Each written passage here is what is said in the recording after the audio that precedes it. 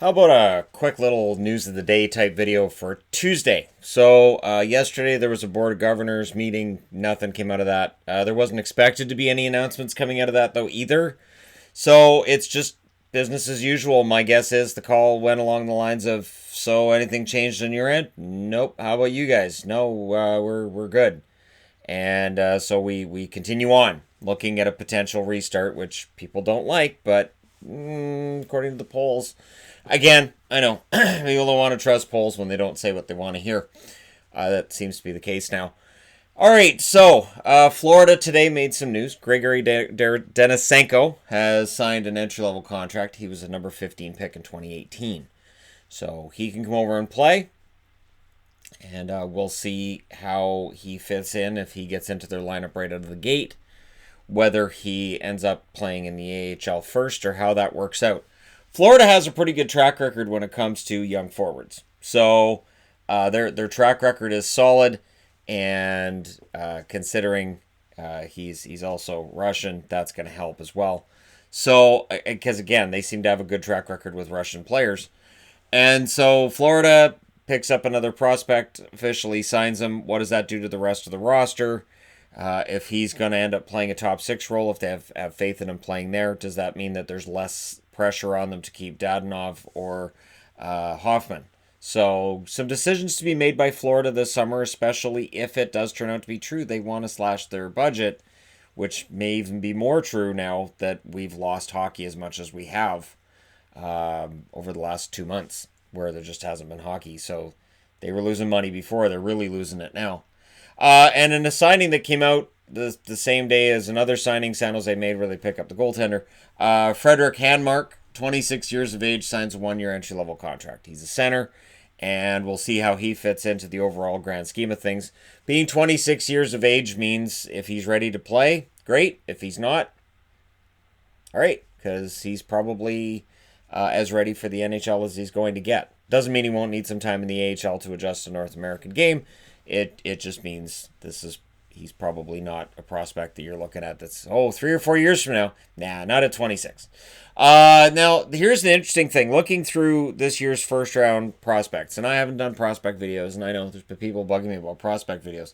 The one thing I've noticed anytime I look up the draft is that every single YouTuber on planet Earth does the mock drafts, and every YouTuber on planet Earth does the previews for the draft. And the interesting thing is, when I was doing those draft previews regularly last year, they weren't getting very many views compared to their videos. So I came to two conclusions. One, people don't really have all that much interest in a player. People don't have that much interest in a player until they're drafted by their team. That's part of it. I saw that with the Podkolzin video, where I made a video on Podkolzin and it got a lukewarm reception. Then Vancouver drafts him, and all of a sudden all the views are flying in. There's also the fact, too, that I think it gets to be a saturated market. I think when everybody's doing mock drafts, I think they can all kind of blend together. And when we don't even know who's drafting where, to me it just gets kind of, I don't know. But if you look at the draft lists right now, we may see three Germans in the first round. And maybe this is going to be a bit of a renaissance for hockey players coming out of Germany. It would be nice to see another power in the hockey world as the Swiss have got stronger. It would be nice to see the Germans do the same. Tim Stützle, of course, we all know, is likely going to go either 2 or 3 in this draft. But John Jason Bedurka looks like he's going to go around middle of the first round. And Lucas Reichel a little bit later in the first round. And so it could be a strong German flavor to the draft. Now, for a team that has multiple first-round picks, could you use them on 2 German players? Not Ottawa. Ottawa's not going to draft Stützle at 2 or 3 and then at 4 draft one of the other Germans. They're not going to do that. But I'm just saying, just never know. And of course, because Detroit's in the situation they're in, they picked Seider last year, which was kind of a surprise to some. Could this be a situation where Steve Yzerman says, hey, we're going to grab another German-born player? And for people who may be curious, the only first-round goaltender is still projected to be Yaroslav Askarov. He is still a top 10 prospect. And again, he's top 5 on Hockey Prospects list. He's number 5. I saw him as low as 12. I saw one list that didn't have him in the first round at all. And so it's kind of all over the place with goaltenders, which is to be expected. But I still think overall it looks like he'll probably end up being around the number 10 spot. So again, once we get the draft lottery out of the way, then yeah, then I can do a mock draft and figure it out. But we don't even know how the draft's going to work or when or where, other than virtual, right? The June draft, in all honesty, could be minus some drama. If so, let's just say for people who want to say, well, the season's going to be over anyways, doesn't matter. All right, so if the season's canceled, you can make all your trades at the draft table. All right, we could see a lot of drama and a lot of trades and a lot of big moves. And for me, finally, something happening that I've needed for months now.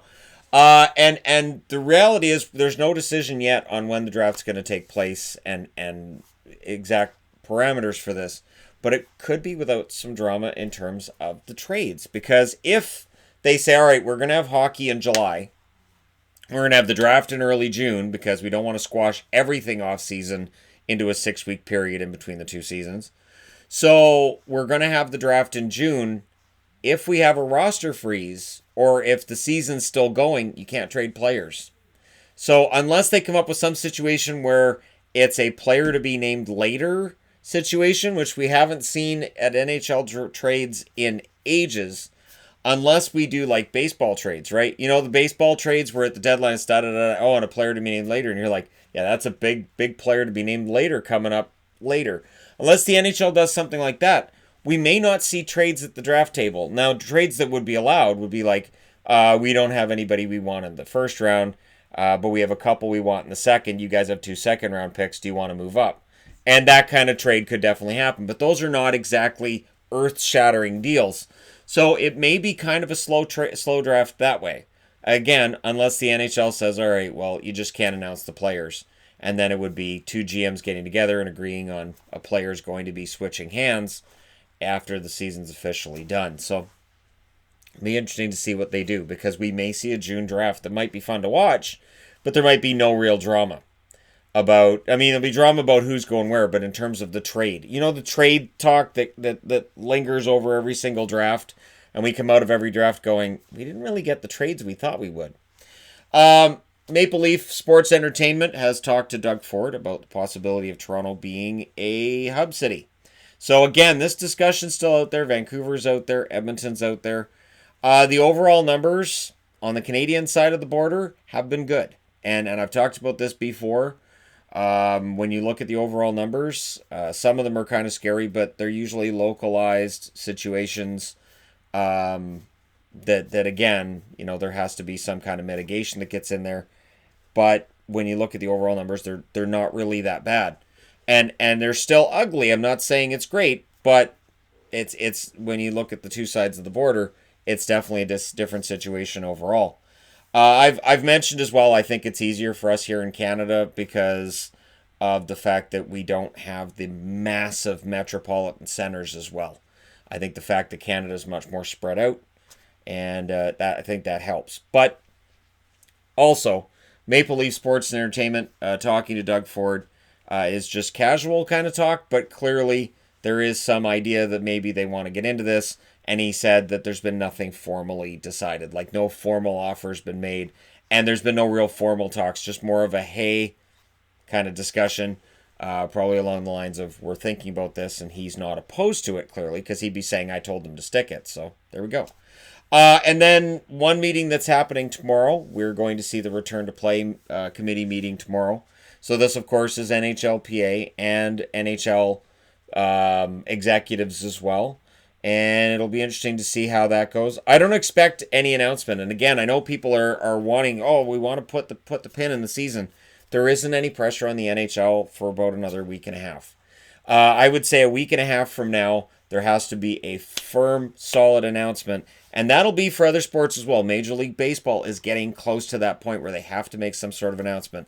The NBA has to make sure that they're going through some kind of a process. Or, then we get into the discussion of it's time to shut things down, and then we get into a full-on off-season that, again, would lead to free agency, trades, drafts. And again, for me, as somebody who provides content for people daily, something's happening. And that would honestly be nice, because I've never gone through 2 months like this with my channel where there really hasn't been anything happening. Nothing has really changed since March 12th. And it's maddening to fans and likely to some of the players as well. To some managers that felt like this year could be a big year for them. It has to be frustrating. And again, it's not an insensitivity to what we're all going through collectively, globally. It's just for those of us that were, following the sports world, again, and I've mentioned this before, it'd be nice to see how the movie ends. It would be nice to see how it ends rather than, all right, everybody out of the theater. But we were 5 minutes from the end. Now, out you go. Can I watch the end later? Nah, we've canceled it altogether. But you can watch the sequel. How? But I don't want to do that. Yeah, you'll figure it out. So, yeah, that's kind of how I see it. And we'll see what the NHL does. And again, I think that pressure point hits about May 15th. Where if they're not able to figure out some way to make it happen, they'll shut it down. But we're still a week and a half, 2 weeks away from that. Let me know your thoughts in the comment section below as always. Don't forget to hit like and subscribe if you're browsing your way through. You just happened upon this video. Thank you guys so much for watching and for all your support during this time. It means a lot. I will talk to you again soon.